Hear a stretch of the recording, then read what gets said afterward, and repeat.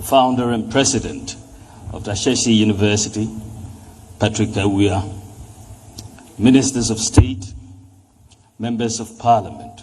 I've also seen my own chief of staff, Freema Opari, senior minister or senior presidential advisor, governor of the Bank of Ghana, deputy governor, members of the diplomatic corps, deans and faculty and staff of Ashesi University, distinguished invited guests, listeners and viewers from across the country and abroad, students, ladies and gentlemen.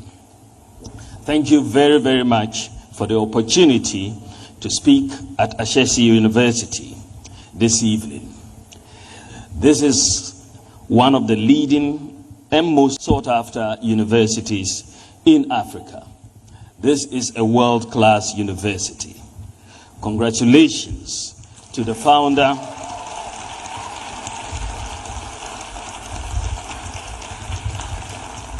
Congratulations to the founder and President Patrick Awia, and to the faculty and staff and students for such an accomplishment in under 2 decades.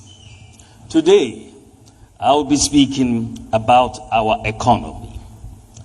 Notwithstanding the devastating impact of the COVID-19 pandemic on the global economy, with increasing prices, declining government revenues, increasing debt levels, and so on, we have achieved so much over the past 5 years.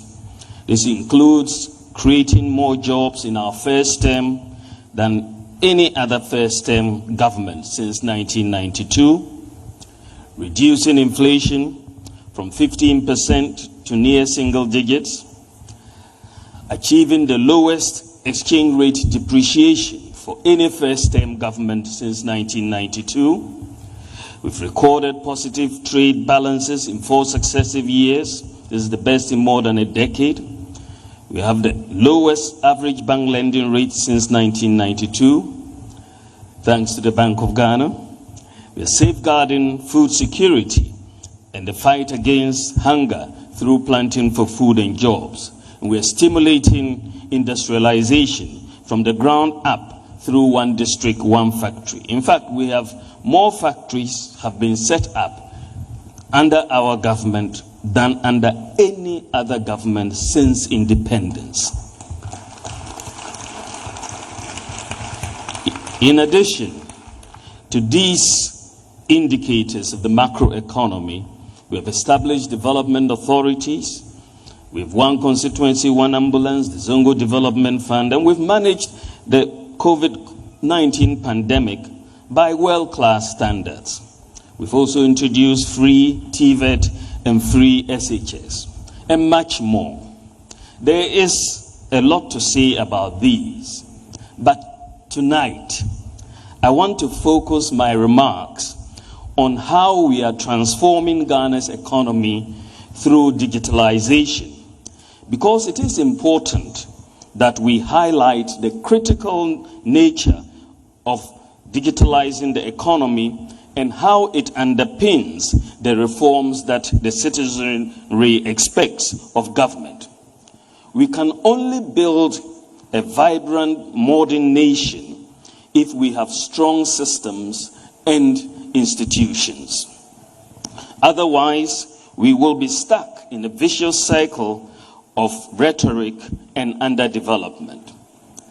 Under the leadership of President Nana Addo Dankwa Akufo-Addo, we have focused on pursuing digitalization as part of our economic strategy.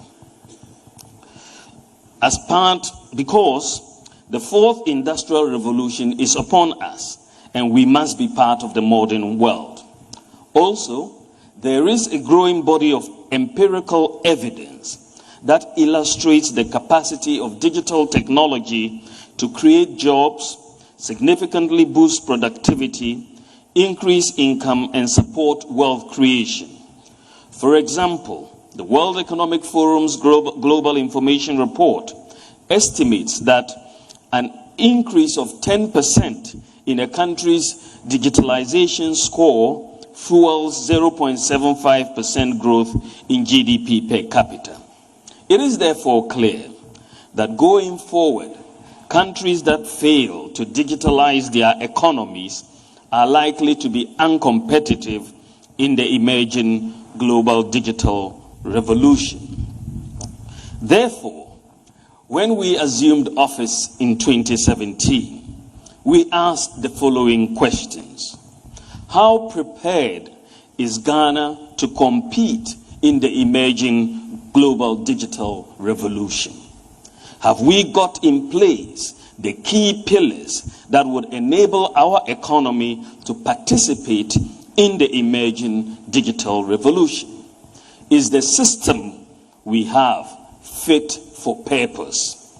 Ladies and gentlemen, the first thing to note in talking about the digital revolution is that it is a data revolution.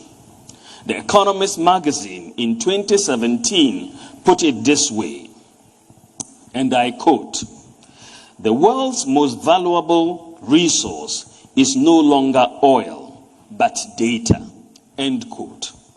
Data is as important in this fourth industrial revolution as oil discoveries were for countries decades ago. Data is the basic requirement for participation in the emerging digital revolution. But it was clear when we assumed office that the system underpinning the operation of Ghana's economy was not designed for a data-driven economy. The system had major shortcomings and presented challenges for digitalization of the economy. The key enablers for digitalization were not in place. And these challenges included the citizens and residents could not be uniquely identified. It is possible to be born in Ghana, to live a full life, to die and be buried, and there would be no trace of you on any documentation that you ever lived and died in this country. There is also, as we looked at it, the inefficiency and corruption in the delivery of public services. In the day-to-day interactions of Ghanaians, whether in applying for driver's license, passports, and any other form of government permit or license at the local or national level, corruption has been so ingrained that bribe taking and giving are often tolerated to the point of being considered as normal behavior. We also had a lack of a functional national property address system. And you know that no modern economy can function without an address system. There was the existence of the large informal sector and the dominance of cash in payments. We also had financial exclusion and so many people not being able to have access to financial accounts and services. Our government databases are largely manual and not integrated. And there was the difficulty in this large informal economy of ours of collecting taxes for development. The vast majority of the population do not file to pay taxes. And when they do not file to pay taxes, there's no way of finding out because you don't have the data. We also had a lot of inefficiency in the delivery of health and education services. All the challenges I have just described so far are symptomatic of a disconnect between the government machinery on the one hand and the lives of ordinary people on the other. The system frustrates rather than helps ordinary people. That is how the system worked. The question to ask, ladies and gentlemen, is why is it that after over 60 years of independence in Ghana, after all the years of IMF and World Bank programs, after all the foreign aid, all the development assistance, the system remained basically the same, or in some cases got worse. In 2010, that's 11 years ago, and some 7 years before we came into government, I addressed this question in the conclusions of a book that I published on monetary policy and financial sector reform in Africa. I noted in this book that international development is a competitive game. But unlike the game of football, where the rules are clearly defined for all participants, not all the rules of international development are written down. Putting in place a unique identification number for the population, a unique address system, and financial inclusion are just some of the key unwritten rules for efficient economic development. The focus, ladies and gentlemen, of economic management by successive governments in Ghana has been on crisis management. As a result of factors such as the collapse historically of commodity prices, increase in oil prices, debt unsustainability, political instability, macroeconomic instability, and so on. We have focused on crisis management. Governments, by and large, have not focused on the underlying system that underpins economic activities. I therefore concluded in the book that digitalization was the path to modernizing and transforming the Ghanaian economy and African economies in general. The goal upon assumption of office was to quickly transform our economy by leveraging on the technological innovations as a means to leapfrog the development process, overcome the legacy problems, and improve both economic and public sector governance. This is why digitalization has been a major focus of the Nana Addo Dankwa Akufo-Addo government. Unfortunately, many people still do not appreciate the link between digitalization and economic development. I've heard some people even ask why I have abandoned economics for digitalization. Far from abandoning economics, the reality is that in this era of the fourth industrial revolution, if you don't digitalize your economy, you will not have much of an economy left, period.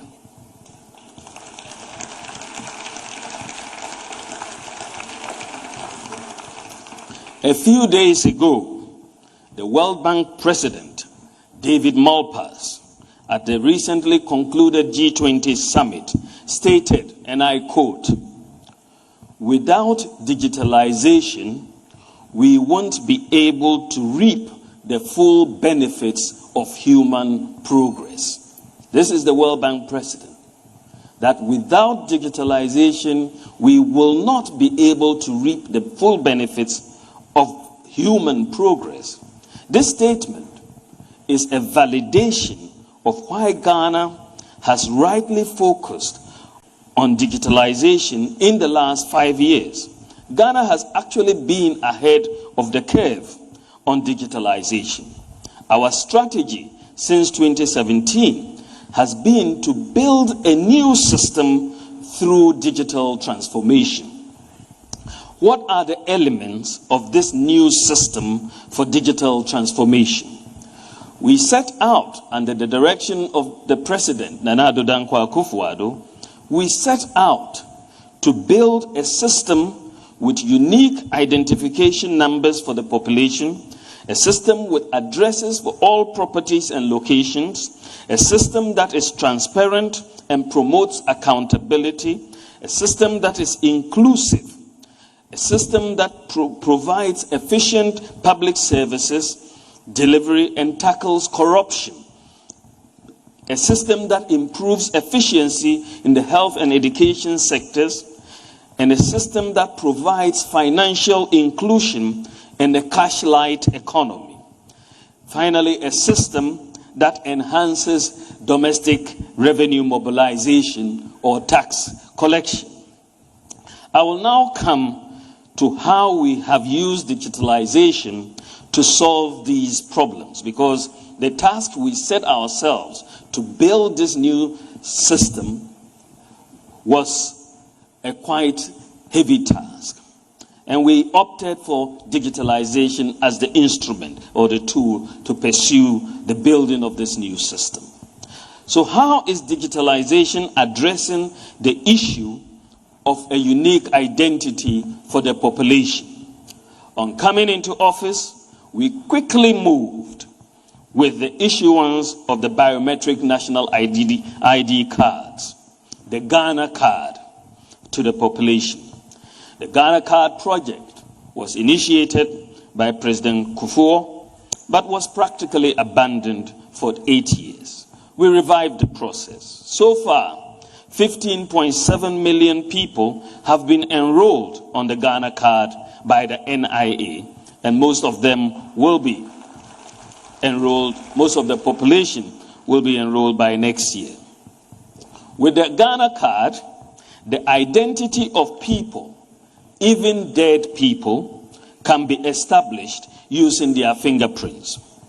Ghanaian and other embassies abroad will be able to establish the identity of Ghanaians using fingerprints. Identity can be established even without the Ghana card. As long as you are enrolled on the database and you put your fingers on the application, you can be verified. It is not widely known, ladies and gentlemen, that the Ghana card is also an e-passport that contains biometric information that can be used to authenticate the identity of travelers. The government, since this year, has been working with the International Civil Aviation Organization, ICAO, to globally activate the e-passport function of the Ghana card. And I'm happy to announce that on 13th October this year, the Ghana officially became the 79th member of the International Civil Aviation Organization Public Key Directory Community. Ghana's country signing certificate authority would therefore soon be imported into the PKD system through what is known as a key ceremony. The key ceremony for Ghana will be held at ICAO headquarters in Montreal before the end of the first quarter of 2022. Ladies and gentlemen, what does all this mean? This means that by the end of the first quarter next year, the Ghana card will be recognized globally as an e-passport and can be read and verified in all ICAO compliant borders. That is 197 countries, 44,000 airports in the world. When this happens, holders of the Ghana card will be allowed to board any flight to Ghana. Furthermore, the good news for diasporan Ghanaians is that when the Ghana Immigration Service is linked to the NIA architecture, and that will be soon, diasporan Ghanaians who hold the Ghana card should not have to obtain visas to return to Ghana.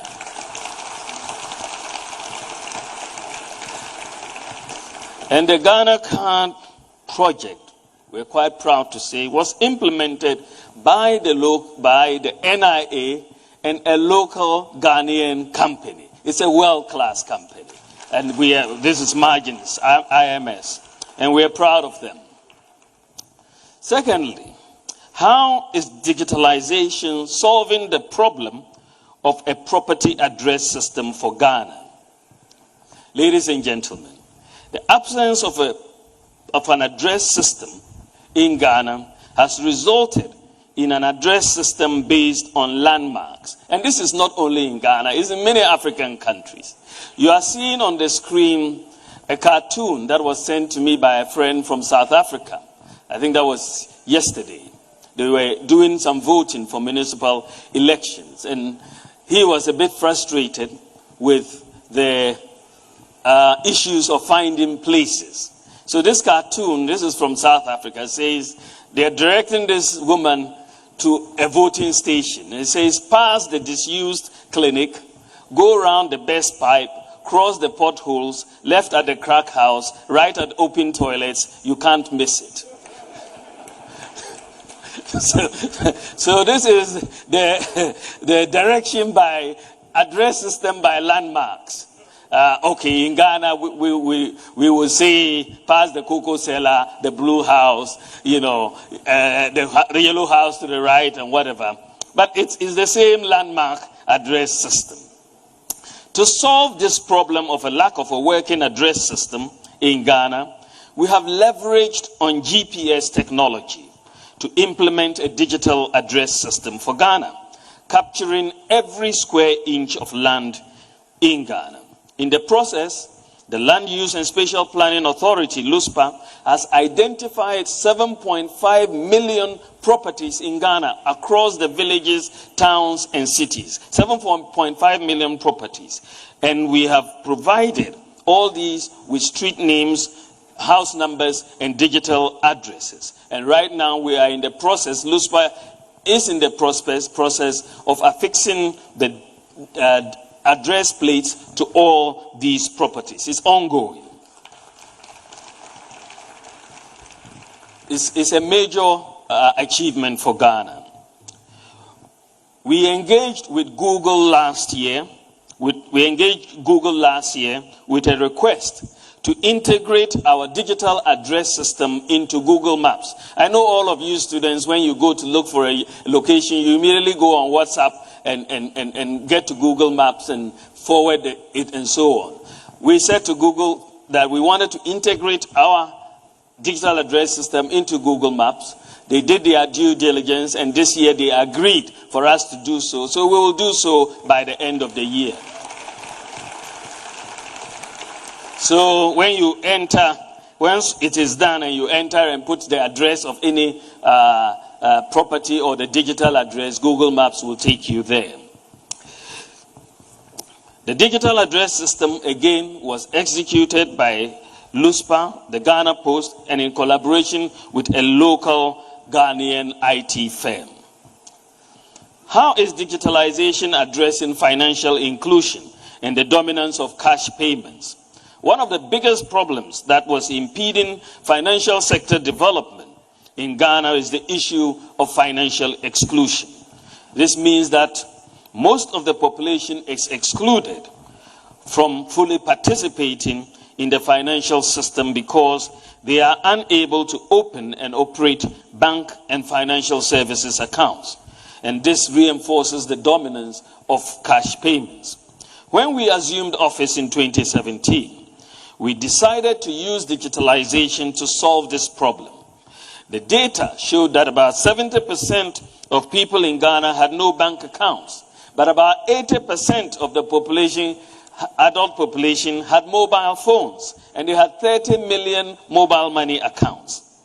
It was also not possible at that time to send money to customers of different mobile money service providers.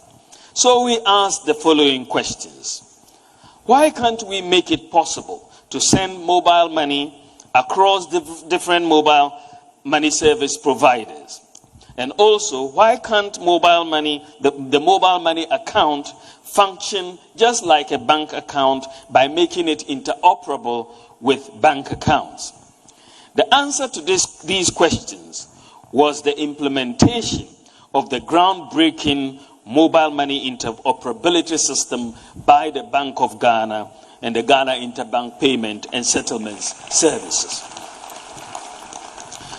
Mobile money interoperability has made it possible to transfer money seamlessly between different service providers and also between a bank account and a mobile wallet. And because the mobile money account performs just like a bank account, as a result of mobile money interoperability, we have practically solved the problem of financial exclusion in Ghana. I should note that Ghana is the first country in Africa and one of the few in the world to achieve this type of interoperability between bank accounts and mobile wallets. Even in the United States of America, the Federal Reserve Bank does not have interoperability in its real-time payments network. The American Bankers Association, in a letter to the Federal Reserve in September 2021, called on the Fed to strive towards interoperability with the real-time payment network. Therefore, achieving mobile money interoperability in Ghana is no small feat, especially at the cost we did it. The data shows that because of mobile money interoperability, Ghana is also the fastest growing mobile money market in Africa. Banks are also responding to the competition for the unbanked from the mobile money service providers. Next month, all banks in Ghana will launch the bank-wide mobile money wallet, which will be available to customers and non-customers through a mobile app. It is similar to other mobile apps from Vodafone, Airtel, Tigo, or MTN. The users of the app will be able to move money from any bank or mobile money account into this wallet. I think this will bring a healthy amount of competition between the mobile money service providers and the banks for the mobile money business. Ladies and gentlemen, today, the payment system reforms we have put in place as a country has made it very easy to open a traditional bank account. For many banks now, anyone can open a bank account remotely through their mobile phones without even visiting the branch or filling out forms. Clients need only a valid national ID card and no documentation. You dial a USS code, put in your national ID card number, and pronto, a bank account is open for you. This is progress. As stated, in the informal sector, which is dominated by cash payments, most merchants are reluctant to accept other forms of payment for reasons of cost and convenience. To address these challenges, the Bank of Ghana and the Ghana Interbank Payment and Settlement Services recently rolled out a universal QR code that allows all merchants and service providers as well as individuals to receive payments instantly on their mobile phones, as customers can just scan the QR code or dial a USSD for those who have YAM phones. The universal QR code is very conducive for merchants because all they need is the mobile phone. They don't need a point of sale device, and when payment is made, it goes into their Momo or their bank account instantly, and they will receive an alert instantly. While QR code payments exist across the world, universal QR code systems, where all the banks, all the mobile companies, all the fintechs are on one platform with interoperability between mobile money accounts and bank accounts, is a rarity. We don't really have many of such examples. Ghana, again, is the first in Africa to implement such a universal QR code payment system. To deepen the digitalization process, the Bank of Ghana has started the process to launch a central bank digital currency, the ECD, next year. The ECD is simply a digital form of the physical cedi in circulation.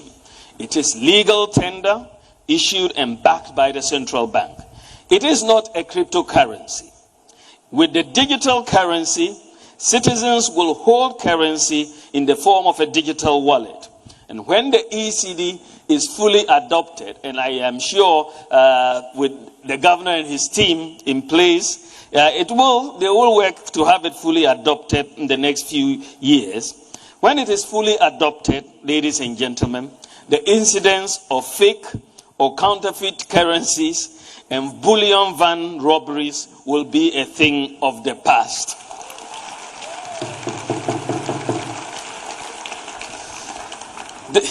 Just imagine this country in just a few years. Ghana is at the frontier of payment systems development. There's no doubt about that. Ghana is at the frontier of payment system development. Thanks to the hard work of the Bank of Ghana and all stakeholders, I can confidently say that today, Ghana has one of the most advanced and most inclusive payment system architectures in Africa. No doubt about that.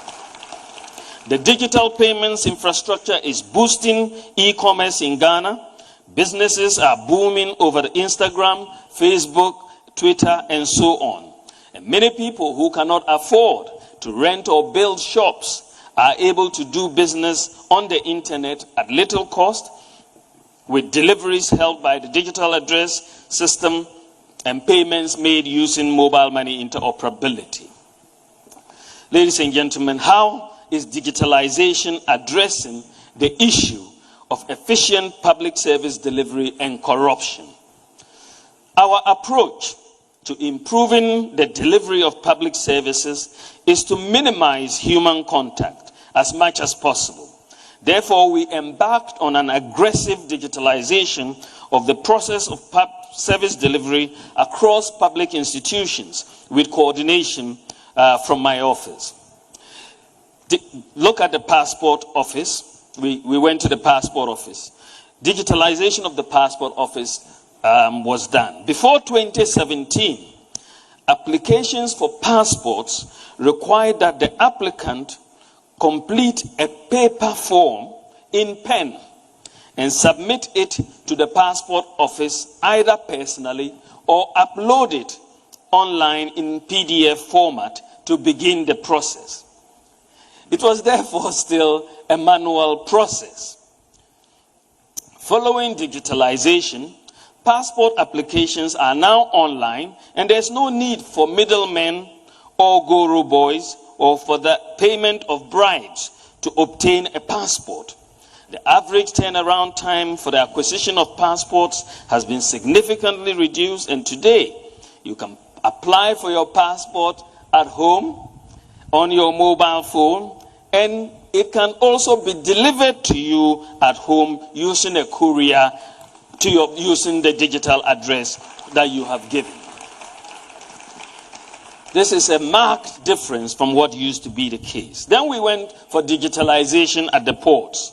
Previously, the bureaucracy in clearing of goods at Ghana's ports involved a lot of paperwork and used to be largely manual. This caused delays, corruption, inefficiencies, frustration, and loss of revenue to government. Many citizens who had cleared goods at the country's ports had horror stories about their experiences at the port. The introduction of a paperless system, which we did after 2017, has reduced the layers and simplified the process. It has reduced the time needed to clear goods and the avenues for corruption, and increased efficiencies and revenue mobilization. We went then to digitalize the Drivers and Vehicle Licensing Authority. The DVLA offers two traditional services: driver licensing and vehicle registration. These services have been fully digitized. With digitalization of the driver's license in 2019, the DVLA experienced an increase in service by 109%. So you see that a lot of people were applying online and getting their licenses.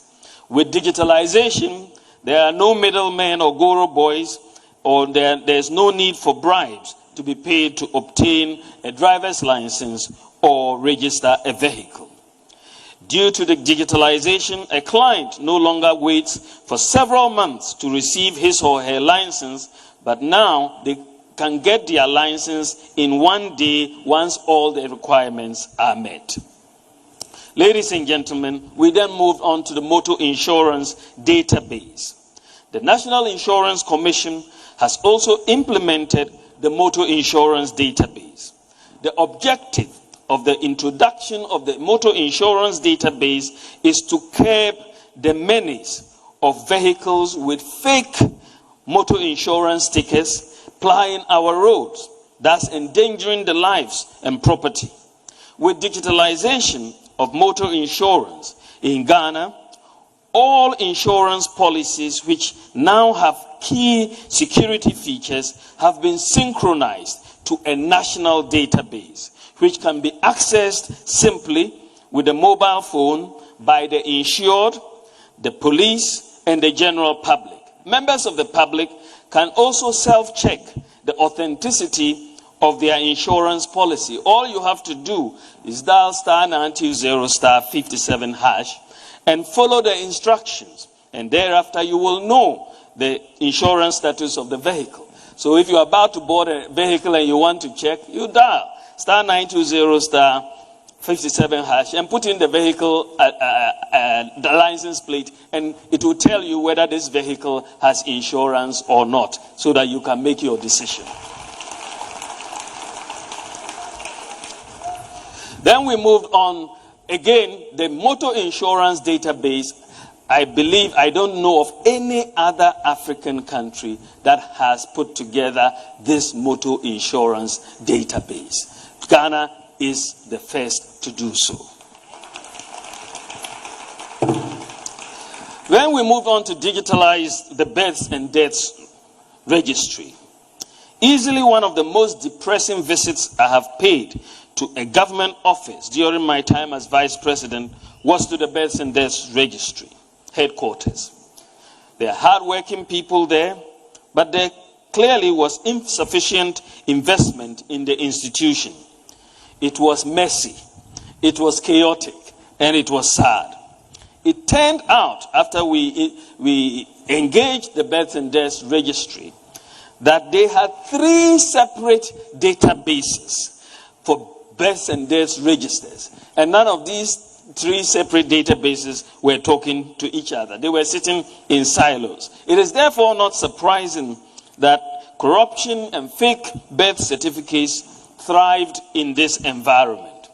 Thankfully, the process of digitalization of records at the births and deaths registry is almost complete, and the 3 databases have been merged into one database and cleaned up. Furthermore, we are integrating the births and deaths register with the databases of the Ghana Health Service, the National Identification Authority, the Ghana Statistical Service, Immigration, and the police, so that the record of births and deaths should be consistent across all these organizations. Starting next year, ladies and gentlemen, every newborn child will because we are linking the births and deaths with the NIA and the Ghana Health Service, every newborn child will within a month be issued with a national ID number.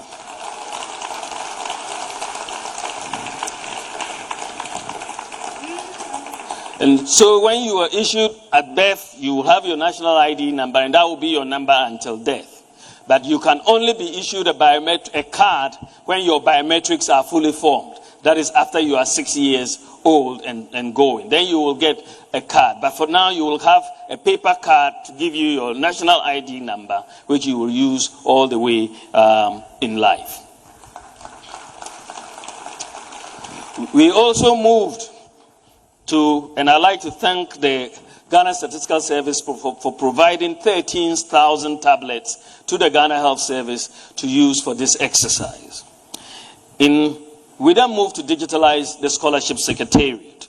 In the past, candidates applying for scholarships usually had to travel from all parts of Ghana to Accra to take part in the application process. This caused a great deal of inconvenience for applicants seeking government sponsorships. The manual processes of the scholarship secretariat in an inefficient administration of scholarships in the country. With digitalization of the scholarship secretariat, candidates can now apply for scholarships from the comfort of their homes, take an aptitude test, and be interviewed in their own districts. Then we moved on to implement the Ghana.gov platform. To make it easy to access government services, government has also launched the Ghana.gov portal, which is a one-stop shop for accessing government services. All government institutions are expected to be on the Ghana.gov platform by the end of this year. All government institutions. This means that you should be able to apply for and obtain any government service online through the Ghana.gov platform. The mobile Ghana.gov app is now available on Google Play Store and Apple App Store. So I encourage everybody, because you will find this very useful in dealing with all government institutions. Everybody on their mobile phone should download the Ghana.gov app. This is going to be your interface with government. If you don't have a smartphone, you can still interface with government on your YAM phone through the USSD. So nobody will be left out. With the Ghana.gov platform, all payments to government on the platform will go directly into government accounts. It also provides a feedback feature, to enable users report problems with public services to the relevant authorities. Again, the Ghana.gov platform, when we decided to put it together, was implemented by the Ghana Revenue Authority, again in collaboration with a consortium of Ghanaian IT firms. Just fantastic group of firms that have put this platform together. It's a world-class platform. How is digitalization addressing the issue of domestic revenue mobilization? This has been a headache. Ghana has a major challenge in the area of domestic revenue mobilization. The tax to GDP ratio is 14.3%. Compared, that is in Ghana, our tax to GDP ratio is 14.3%. In South Africa is 27%. And in the OECD or the advanced economies is 34%. So most adults in Ghana are outside the tax net, and compliance is very low. At the beginning of 2017, only 4% of the adult population had tax identification numbers. Only 4%. So broadening the tax net is very imperative. In this regard, a number of digital initiatives have been implemented to broaden the tax base and to increase and to create a vehicle for domestic revenue mobilization. To increase the number of people with tax identification numbers, we took the decision to designate the Ghana card number as the tax identification number. So immediately you get a Ghana card, your number is also your tax identification number. In doing this, we increased the percentage of adults with tax identification numbers from 4% to 86% in one go. And this is only going to get higher by the end of next year. So at the end of the year, we can tell who has filed their taxes and who has not filed their taxes. We can also tell where those who haven't filed their taxes live, because we have your digital addresses. Then we look for, because one of the big challenges is the process of filing taxes. So we wanted to digitalize the tax filing process. Many people, including highly educated people, find the process of filing taxes complex.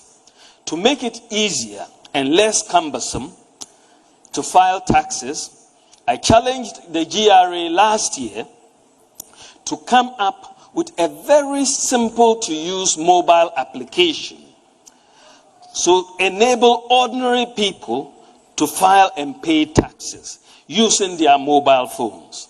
And I am happy to announce that the GRA has completed the mobile app for the filing of taxes. The mobile tax filing application is available on the Ghana.gov mobile app, which is available on Google Play Store as well as the Apple App Store. The tax filing mobile app has been designed specifically to make the filing of taxes simple. Once you sign in, you will be asked a number of simple questions. You won't even think you are filing taxes.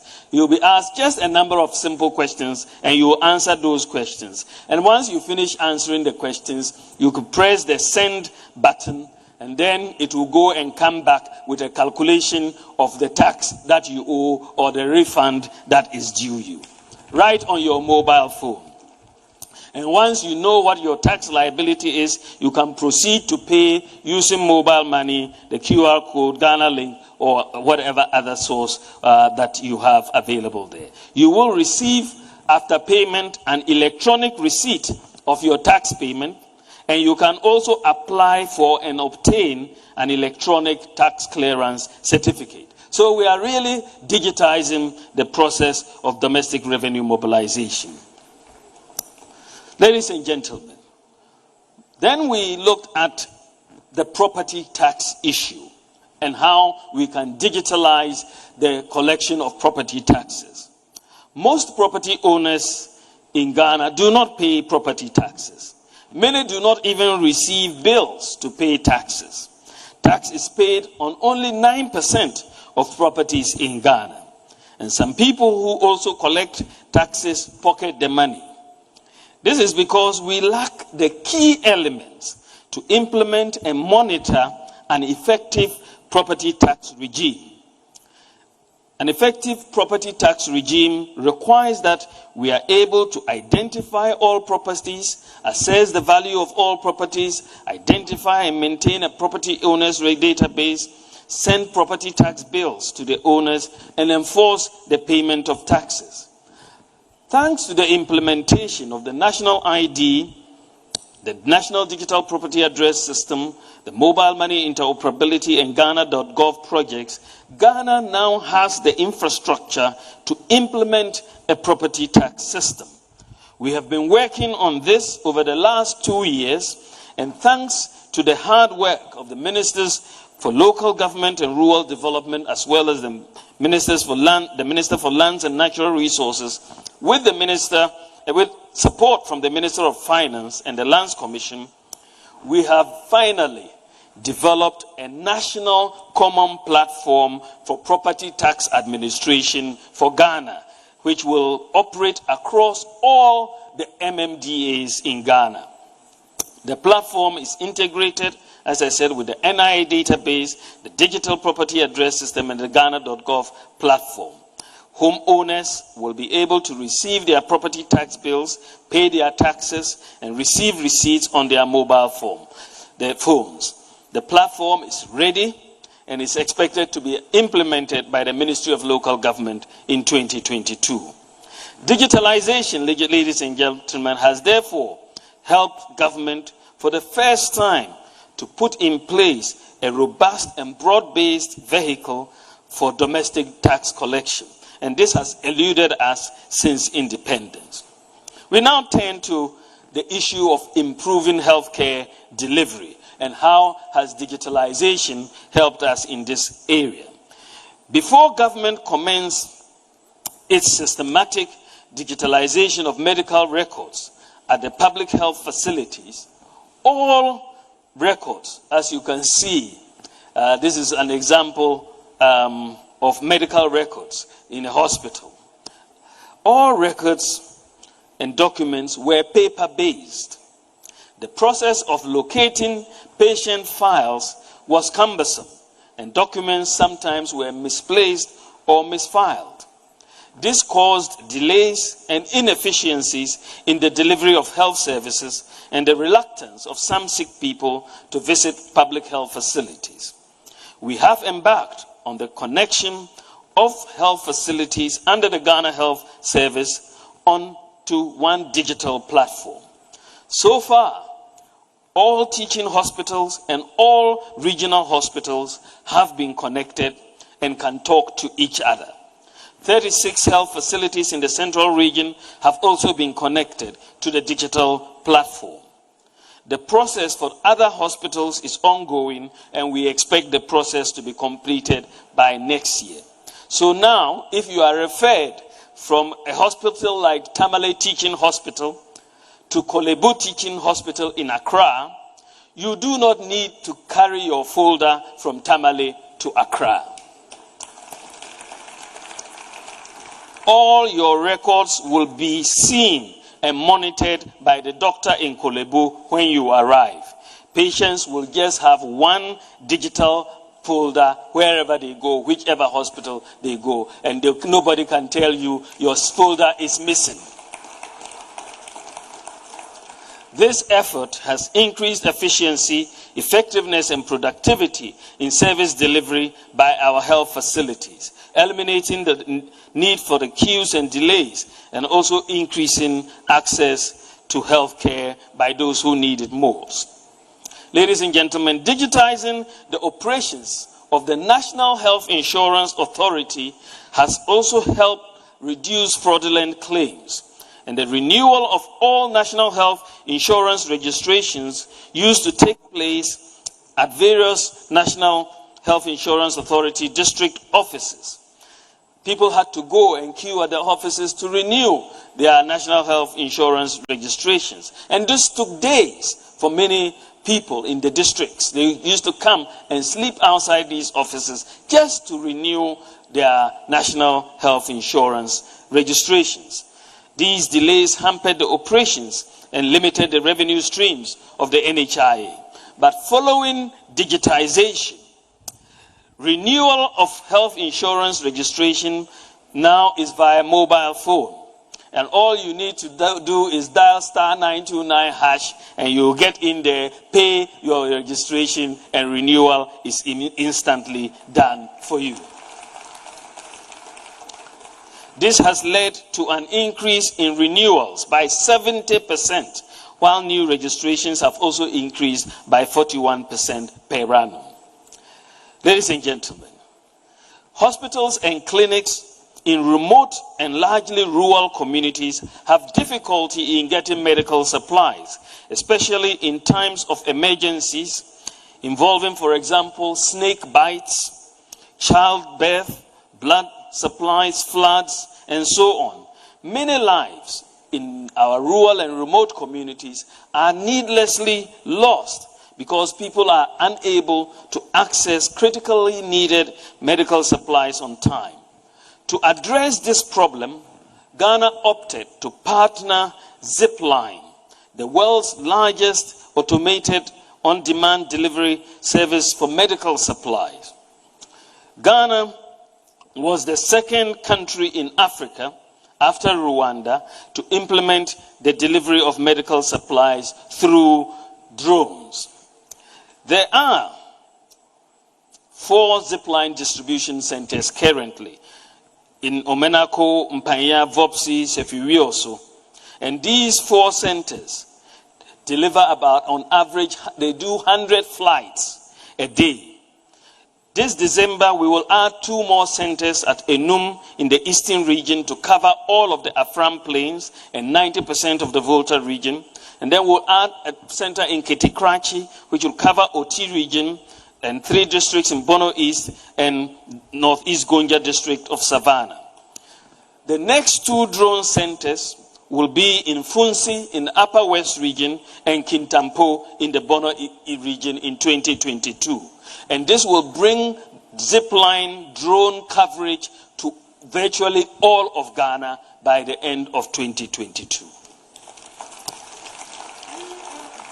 I should add that Ghana, our country Ghana, has the largest medical drone delivery service in the world. In the world.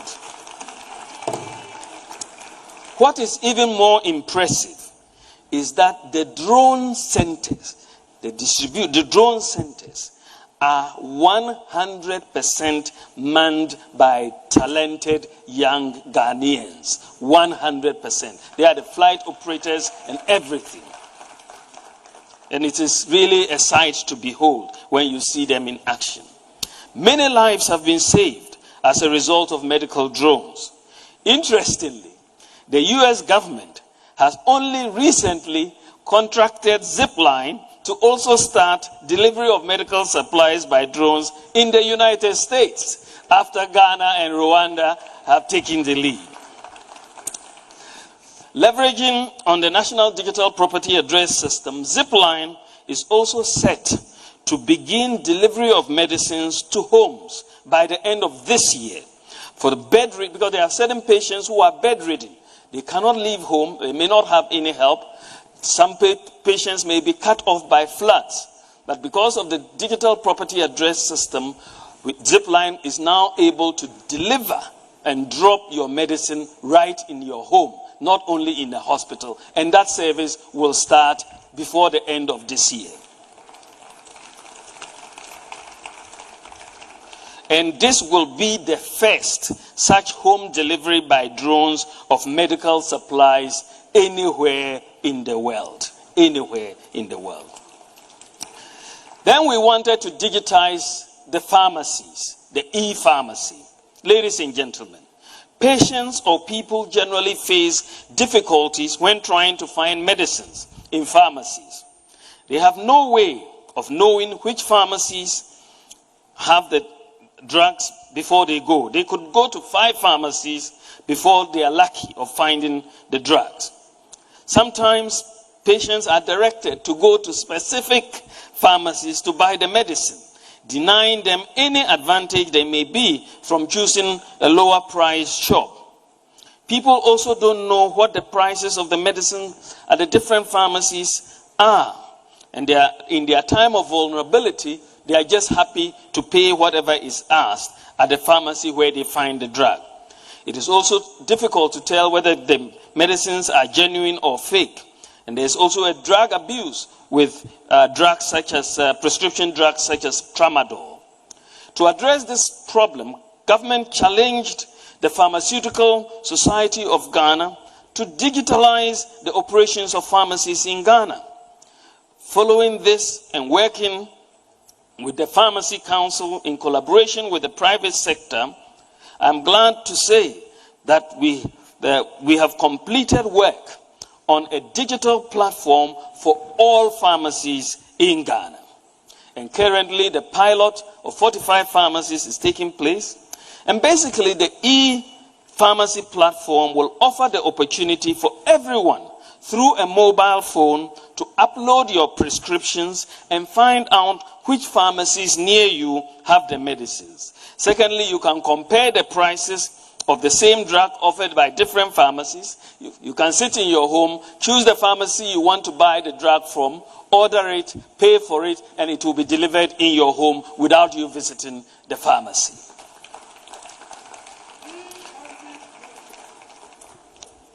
The e-pharmacy will also help us address the problem of drug abuse. Those who are prescribed the medicines, controlled medicines like tramadol, for example, will no longer receive a paper prescription. They will be sent a one-time code via SMS. And once the prescription is uploaded, and it will be used only once at the pharmacies. Thankfully, the e-pharmacy will be launched before the end of this year. And this will make Ghana, I'm so proud of this, this will make Ghana the first country in sub-Saharan Africa to have a national scale e-pharmacy, and only one of the few countries in the world with a national scale e-pharmacy. I would like to thank the Pharmacy Council, the Ghanaian private partners, for being very proactive in meeting the deadlines we have set them. Now to the education sector. To make our education sector, to make sure our education sector is not left out of the digital revolution, we're providing free Wi-Fi to our senior high schools. We've provided free Wi-Fi to 710 senior high schools in Ghana. 710 senior high schools in Ghana. 46 colleges of education, 260 district education offices, and 13 public universities. We've also provided teachers with 350,000 laptops. 350,000 teachers have been provided laptops under the one teacher, one laptop policy. So for teachers, the writing of lesson notes into notebooks is over because the curriculum materials are already installed on the laptops. Our next goal, ladies and gentlemen, is to provide tablets to high school students. And we have started working with publishers, and the idea is to pre-load all the tablets that we will provide the students with all the required textbooks so that we don't have to keep buying textbooks and they can have them digitally available on their tablets for learning. How is digitalization addressing the public security and safety? In many advanced countries, the pervasiveness of CCTV cameras imposes some restraint on potential criminals. You are likely to be caught if you break the law. This is why we have installed 10,000 CCTV cameras since 2017. The cameras are monitored from 3 command centers in Accra, Kumasi, and Tamale. And the cameras actually have helped the police to solve a number of crimes, such as the arrest of the suspects in a recent bullion van robbery. At the beginning of 2017, Ghana, we only had 800 CCTV cameras, and now we have installed 10,000 in operation. Ladies and gentlemen, the key to building a data-based economy is not only in generating data, but it is even more important that the data does not sit in silos. The data should be integrated. This is a problem that currently exists in many advanced economies because they have built systems over the years, but they have not been able to integrate them. This problem we have sought to address. Ghana has, however, the opportunity in coming late into the game to integrate the databases that we have generated from our ongoing digitalization process. In this regard, we are integrating the National ID database with other databases such as passports, SNIT, NHIS, Ghana Revenue Authority, bank accounts, DVLA, SIM cards, mobile money accounts, the Controller and Accountant General's Department, the Registrar General's Department, Births and Deaths, the Police CID, Ghana.gov. We are creating a centralized, integrated database. The integration of the databases will bring transparency and discipline and efficiency into our economy and society, and will also help law enforcement track down criminals. With a proper protection of privacy as provided by the Data Protection Act, employers, for example, should be able to do an online background check on prospective employees. It will also be much more difficult under this centralized integrated database. It will be much more difficult for people to avoid paying tax. Also, the police can easily tell fake vehicle registration, driver's license, and so on. With the integration of the NIA database and government payroll, ghost workers will be history.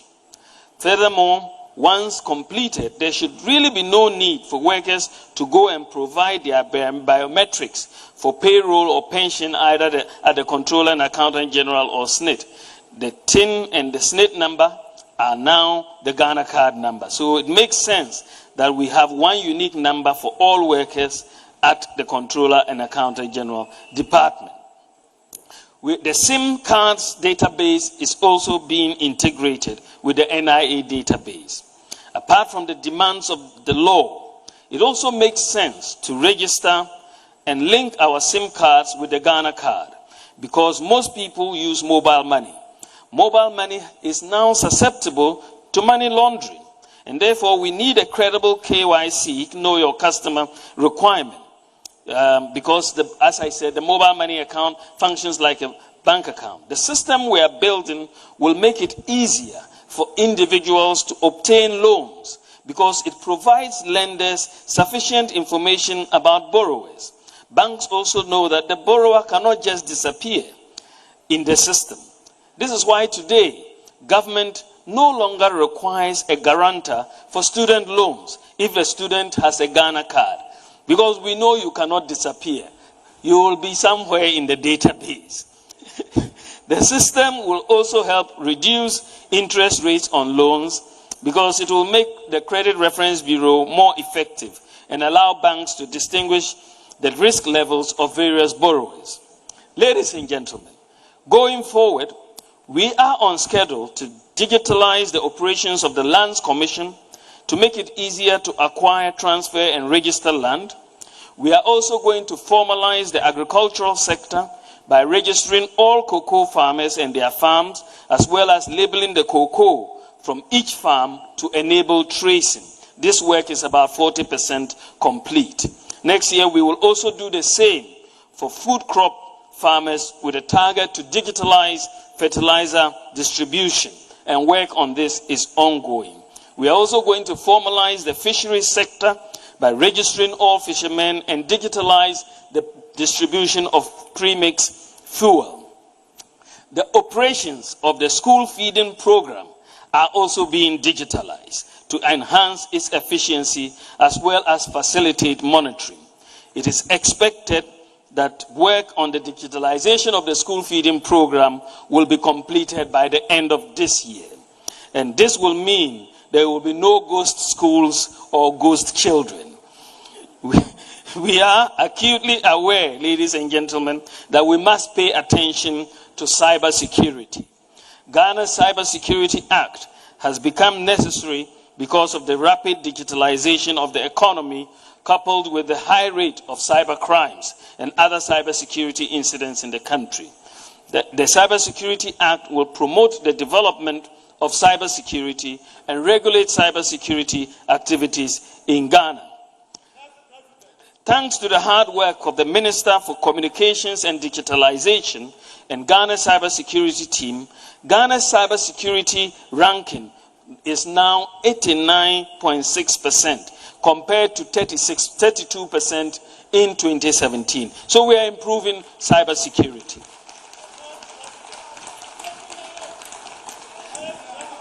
Ladies and gentlemen, in conclusion, my presentation shows that under the government of Nana Addo Dankwa Akufo-Addo, we are building, as a matter of policy, a new system as the foundation to drive overall transformation of the economy. How we conduct our economic relations and how we govern ourselves. Digitalization is the key instrument of transformation. To do this, we first needed to build the tools of digital transformation. Our principal operational tools, or our enablers, which every Ghanaian must have in their hands or must have access to, are the national ID card, a digital address, mobile money interoperability, universal QR code, and when the central bank brings it up, the digital currency. Step by step, we are applying these enablers to innovate many areas in our everyday economic activities and interactions with businesses and with our access to public services such as the passports, ports, and so on. The new system is the engine block of our development. We are building this new system because it has the following attributes. It positions us to be globally competitive in the emerging digital revolution. It is a system based on integrated centralized data, and it's a system that codifies the unique identification of every member of our society, the addresses of all properties and locations. It is inclusive. It's a system that makes for greater transparency, promotes accountability and efficiency, in every aspect of public interaction. It is a system that minimizes incentives to pay bribes and opportunities for corruption in the delivery of public services. It is a system where the operations of government institutions are digitized for efficient delivery. It is a system that is formalizing the informal sector, a system that has broadened the tax base and built a vehicle for domestic revenue mobilization, a system which enables the work.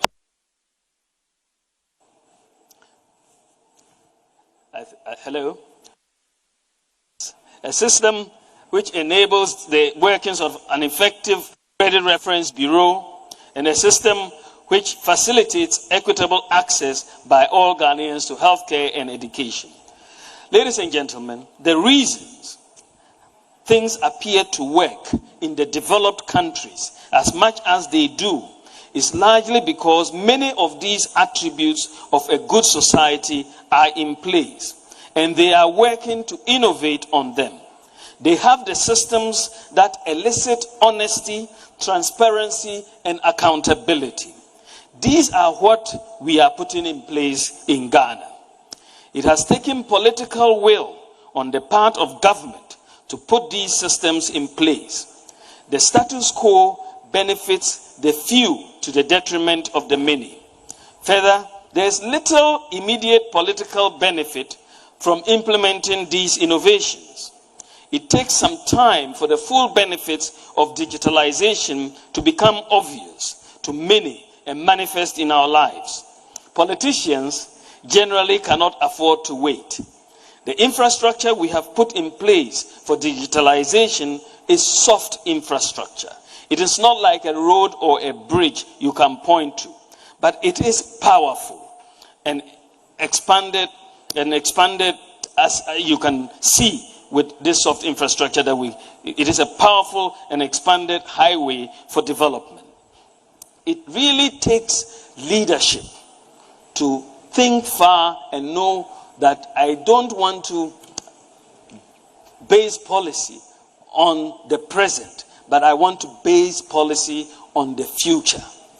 And in implementing the soft infrastructure and all the pillars for digitalization, the government of Nana Akufo-Addo has in fact shown a lot of leadership.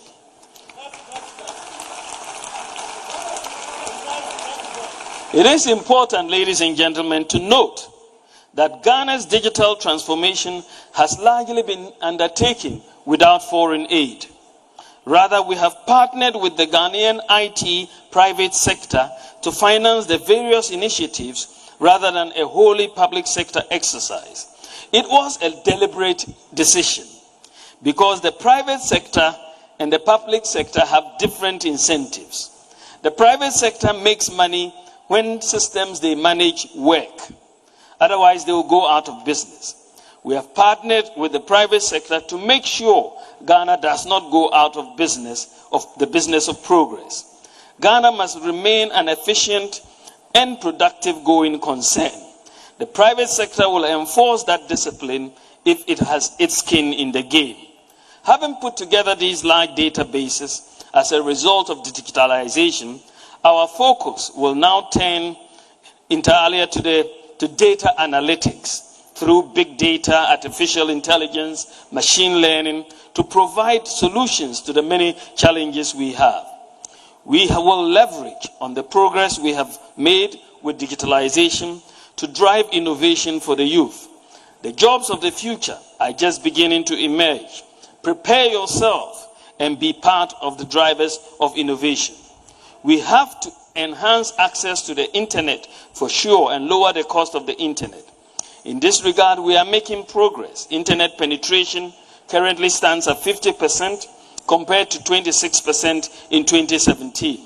And we are working to further increase internet access in the rural areas.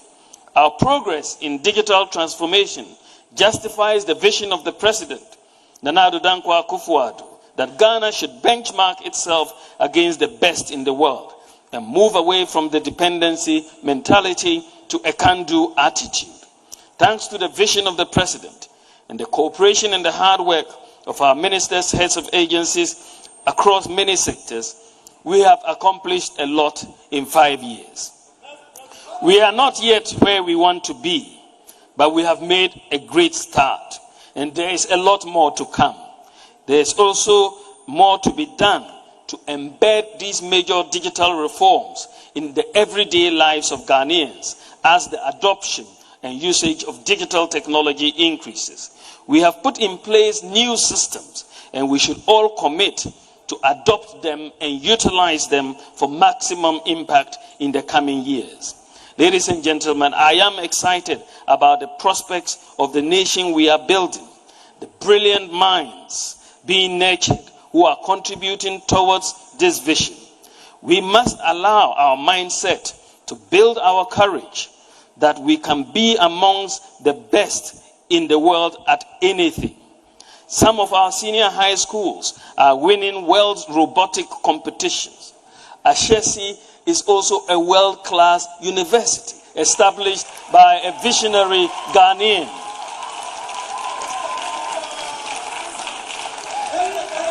The digital revolution is a youth-driven revolution. It is your revolution. And I look forward to all of you playing a role in making our nation great and strong. Thank you for your attention. God bless you, and God bless our homeland, Ghana.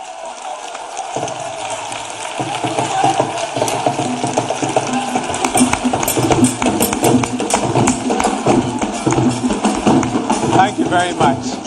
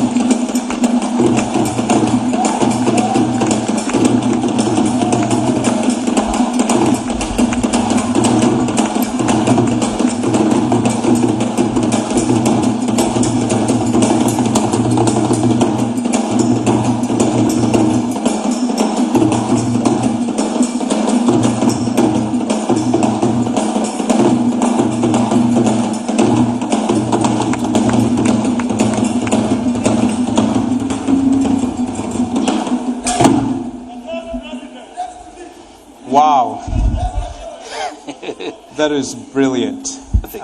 Astonishing progress. And I just want to thank you for your leadership in this very transformative agenda in digitizing our economy. I'm just blown away by just how much progress has happened, actually. Thank you. And I came this evening with a lot of questions, and your presentation has answered a lot of them. So I'm going to actually just a few questions and then turn it over to students. Okay. I know that we have students from other universities. I think University of Ghana is here as well. And so when I turn to students, when you come up to the mic, please state your name, what university you're from, and then you can ask your question. Please be brief in your questions as well. So the first question, Your Excellency, that I have, just listening to what you just presented to us and just how vast this is, what you're trying to do, and how much progress. It's very clear that you're quite passionate about this, right? And I wonder, is there some personal story? Is there something that has made you so passionate about this issue to move so forcefully in this area? Thank you very much, Patrick. I think that, first of all, I must say that I have a very passionate boss in the President, Nana Addo Dankwa Akufo-Addo. And so he is very keen on us modernizing Ghana. This has been his vision, and he's given me the opportunity to lead the whole digitalization agenda. I think that growing up, I was born in Tamale. and you see what opportunities, if were available to people who are deprived. I mean, not only in Tamale, but not across different parts of Ghana. You could see that if you could make opportunities available to all and have a more inclusive society, a lot more people, some of my mates who could not go further in school, for example, were very brilliant. A personal story that I have, which maybe I have not shared, September 2002, was in Tamale Hospital, and my father had undergone an operation, and Tamale Teaching Hospital, they needed blood. And we came out trying to find blood for my old man. At that time of day, the stores were locked. The person where the blood was not there. We were calling doctors all over trying to find this person. By the time the person arrived to the office and we actually got the blood, my father had died. Now, so when I met Zipline in Silicon Valley, I took a team from Ghana to Silicon Valley, the IT firms, and we looked at different technologies, and I met the head of Zipline. And then he started telling me the Zipline story and how they can deliver different things like blood and so on. Immediately he talked about blood, I remembered the issues that I had gone through with trying to find blood. And I thought to myself, if only we had a service like Zipline at that time in September 2002, maybe my father would not have died. We could have called Zipline to drop the blood and then he would have been saved. And so I was very passionate in asking Zipline to come to Ghana and to set up the service in Ghana because there was, yes, a personal story behind it for me. It was very important to save a lot of mothers at childbirth, a lot of people with snake bites, the vaccines and so on. So yes, I am driven by trying to create an inclusive Ghana, and digitization is the best way to bring people to access services in Ghana. So I really, if you want to fight corruption, it is the best way to do so. Education, health, agriculture, and so on. So I think I'm very driven, as the president is, to make sure that we can provide Ghanaians opportunities to progress and to develop. Well, thank you very much for sharing that story. One thing I'm struck by, and really thank you for sharing that story, is there have been quite a few times where I've encountered people who they've experienced something difficult, and you start to talk with them about the solution, and they say, well, but this is Ghana, it can't be done. And so thank you for taking that tragedy and moving us to do something about it. And I hope our students here are taking note of this story and what you can do when you have a personal pain or you have a personal difficulty, that you should think about how do you solve the problem for others and for our society at large. So my next question is, if you could wave a magic wand and something would happen at institutions like this in higher education in the country to further this agenda that you have with the president, what would it be? What is it that we should be doing more of? That tomorrow when I wake up, I call my team and say, let's go do this thing. Right.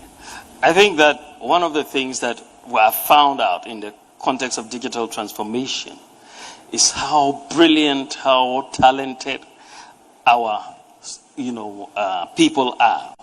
As I told you, almost all the digital transformation initiatives that we have implemented have been implemented locally by Ghanaians. And so we have the talent here. We have the expertise here. And in the universities, like here, you have very, very brilliant minds. And what we should be doing is turning our attention to the problems and how we can be a part of the solution of those problems. We've put in place a lot of enablers, a lot of tools. Now we need to innovate and build on those enablers. And I think that for higher education, as here, I think we should be challenging you more to come out with solutions and practical solutions to problems that we are facing as a country. This is a place where, I mean, for any inquisitive mind, it's a real, area, because there are a lot of problems. And so if you set out to deal with solutions, this is where we think you should be pushing the students. Yeah. We would love to do that. And one of the things that has worked really well elsewhere is when the government puts out a challenge and says there's a problem we want to solve and makes a call for research and innovation to solve that problem and provides the funding to drive it. So we would love to partner with the government in doing more of that. But so I'm going to switch to the students in just a minute. One question I have, you mentioned that, just my final question, that a lot of Ghanaians built these systems. Is there work that the government can do with these companies so they can export those solutions? Yes, I think that is, in fact, I believe is going to happen. I have heard, for example, that the company that built the digital address system is being contacted by other African countries to help build the digital address system.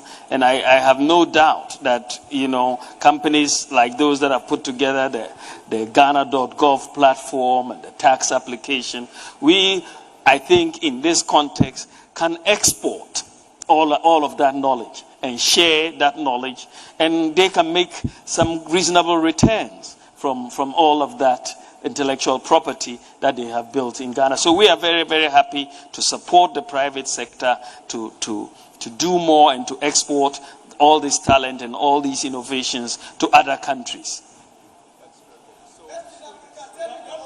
Ready? Are there any questions from the students? I will start with the mic on the left here, on my left. So just come up. Don't be shy. So your name, your institution, and then a brief question for the Vice President. Awesome. My name is Tobias Echowood. I happen to be the Ashesi Student Council President, and I am privileged to be here at this point in time. Take 3 at a time. Thank you so much for everything. I am truly amazed by everything that you've covered. And there are some of the things that came to mind which I was hoping to get the time to ask you about. With regards to some of the major points that you put out in terms of data access, as well as digitizing the economy with regards to the digital address system, I wanted to find out what are the plans with regards to infrastructure meeting the ideals, specifically education and transportation. If we are able to educate the Ghanaian community on what is being available, as you've done for us here and now, but the educational facilities are not able to live up to the vision.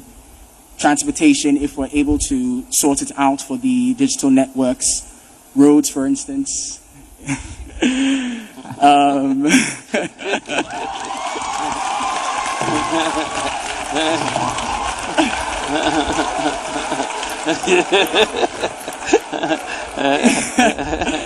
Essentially, on behalf of the Ashesi community, I wanted to ask, what are the plans for infrastructure to support the vision that you have shared with us? Thank you so much.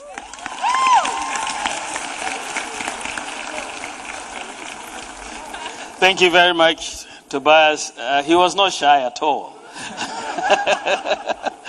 Very good questions. I think that there are two issues that Tobias has raised: education and transportation and infrastructure in relation to that. Of course, as I said earlier, that in terms of education, we are very much trying to make sure that there's a digitalization going on that allows access of everybody to material, whether you are from the less advantaged or the more advantaged areas. Everybody should have access to the material, and this is why we've provided a free Wi-Fi to the schools. We're providing to the we have provided laptops to the teachers. Thank you. And we are also providing the opportunities to have all of these things disseminated in terms of tablets to the students as well. In the area of infrastructure, there's a whole lot of work that is going on infrastructure, especially roads. But I know that you are very concerned about the road that I just came on. I know that is your biggest concern. And it is almost very sad coming to this world-class university on a very Saito road. So when I was on this road, I called and I was talking to Patrick earlier. I knew that he would ask me because we've talked about it earlier. So I called the Minister for Roads to confirm. I'm very happy to tell you that the procurement for the construction of the road is going on, and the minister tells me so he assures me, and this is a Kuwait-funded project, and he assures me that you will see work starting next year on your road. So that is the answer to the road. But it's not just this road. We are doing a lot of roads in the country, and we expect to improve infrastructure in that context. Okay, can we take another question? I'll take 3 from the left, and then I'll move to the right. So go ahead. My name is Osei Chene, Ashesi University. My first question is, disruptive technologies have a way of upsetting everything when it comes to traditional businesses. In this digital drive, how are you equipping local businessmen and local industries to stay competitive? I would like to give an example. I can just sit at home and then order a ride on my phone. But then, previously, I would have to maybe walk to a taxi rank or stand by the roadside to hail a taxi. So how are you building the capacities of local businessmen and local businesses to stay competitive in the digital drive? And permit me to also add this, it's more of a comment than a question. Lastly, we only have 30 minutes, so I want to be fair. So you get one question. So just one question. I'm going to be quite strict about it. We only have 30 minutes. So, Mr. Vice President. Thank you very much. I think from what we have discussed this evening so far, the support for local businesses is very, very strong. As you will see that, as I said, many of the digitalization projects are being undertaken by local businesses. Like you call and then the ride will come and pick you up using the digital address system. But this digital address system was built by a local firm in Dansoman, and the young group of guys and girls who put this together. And it's a very interesting story. When Ghana set out to have a digital address system, we did an international competition. I mean, we looked for systems globally. And we were blown away when the local firm presented their solution. It was the best of the lot. And we were just blown away that we were looking globally for something which was sitting in Dansuma. And it was very, very important. So we think that we are empowering the local business community. We are bringing down the cost of borrowing. As you can see, as I told you, the Bank of Ghana is doing very well in this regard. And we are hoping to bring down, and we are reducing risks but in terms of lending to local businesses. So we are trying to do well to empower local business.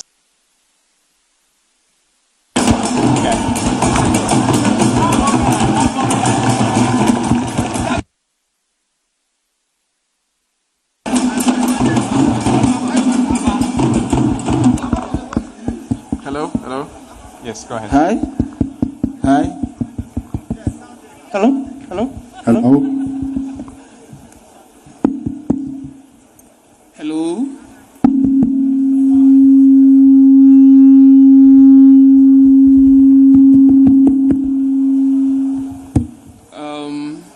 Okay, you can go ahead.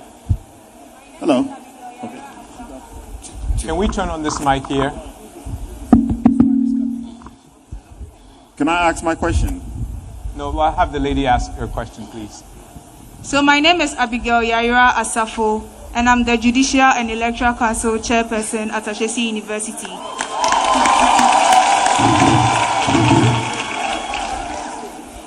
Thank you very much, Your Excellency.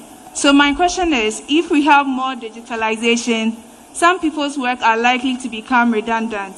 And in that case, what is the government currently doing to make sure that though we have more digitalization, people are not going to be unemployed and there will be something else for them to do? Thank you.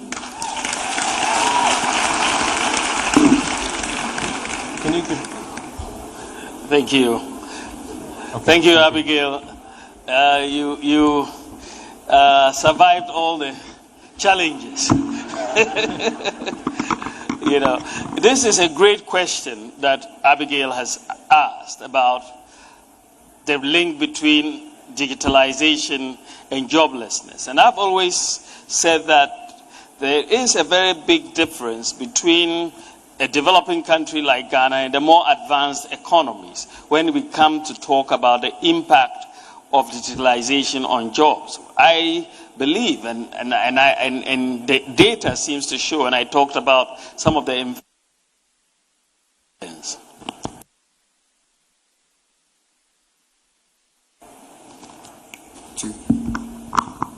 I'll get it.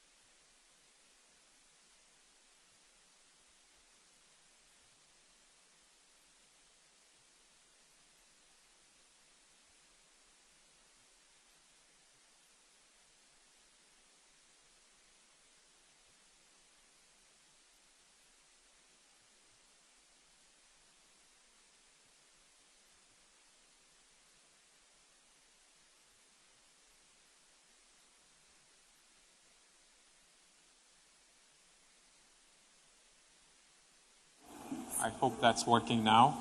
I think so, it's working. Okay. Thank you very much. My name is Seth Safo. I am an academic at the School of Mathematical Sciences at Legon. I'm into mathematical finance and analytics. Now, I have a question, but it is a form of a prescription to the Vice President. Now, data is about people, and data has value in socioeconomic impacts of policies we make. Now, just imagine you had a tool which allowed you to see the impact of your policies before you put them in place. Okay? Now, I'm actually prescribing here that, will you mind a proposal to support a center of excellence for data science and analytics in an institution like the University of Ghana, specifically at the Maths Department, where you will be sharing in knowledge creation and sort of disseminating sort of government policies through the education of the youth, and also getting the requisite skills as we move forward. We are now going to be creating data, but we need the expertise to actually derive and leverage what the data will be bringing us. And I want you to consider this. Thank you. Thank you. Thank you very, very much. I think that you have hit really the nail on the head. We are putting together all this data, but we cannot allow the data to just sit there. Data without being able to analyze the data doesn't really produce any information. But we want informative data. And this is why I was telling you that having put together all this data, our next step now going forward is to see how we can apply data analytics, artificial intelligence, machine learning, and so on, to be able to have some information coming out of the data. And Seth is proposing that we look at his department and collaborate to set up a center of excellence, and they may be able to help us build a very analytical framework to be able to tell us what the impact of certain policies would be. Now, I'm very, very excited about that, Seth, and I think that when we leave here, make an appointment to see me and we can have a discussion. Yeah. Hello. Next question on the right. I think it's a great honor to listen to all the pantheon of elements that have been put in place to make sure that our economy is being digitalized. I only have a question. According to the Global Broadband and Innovations Program, less than 5% of rural inhabitants in our country have access to internet. Then also, about only 19% of men in our country use internet, with about 9% of women on the internet. My question is that we know that driving our economy through digitalization would need a lot of people being on the internet specifically. I want to know if there is any initiative that is being put in place to make sure that a lot of people now get access to internet, especially the older people of our economy, so that they can also get onto the internet and then participate in this digitalization. Thank you. Thank you very, very much. You've raised a very important issue, and it has to do with the digital divide in our country. You have the rural areas where internet penetration is clearly low. As I mentioned during my remarks, that overall internet penetration has increased from around 26% to 50%, but we still have a lot more to do in the rural areas. So we have a specific project that the Ministry for Communications and Digitalization is implementing that is focused on internet penetration in the rural areas. And therefore we are hoping to bridge the gap in that context. Beyond that, I think if you look at all the digitalization projects that we are trying to do, we want to make sure that people who don't have smartphones and therefore don't have internet connectivity and don't have smartphones or internet connectivity are still able to access services through USSD code, so that you dial some star hash number and then you can go through and get your service. But ultimately, the idea for us is to make sure that internet penetration goes across the country, both the rural and the urban area.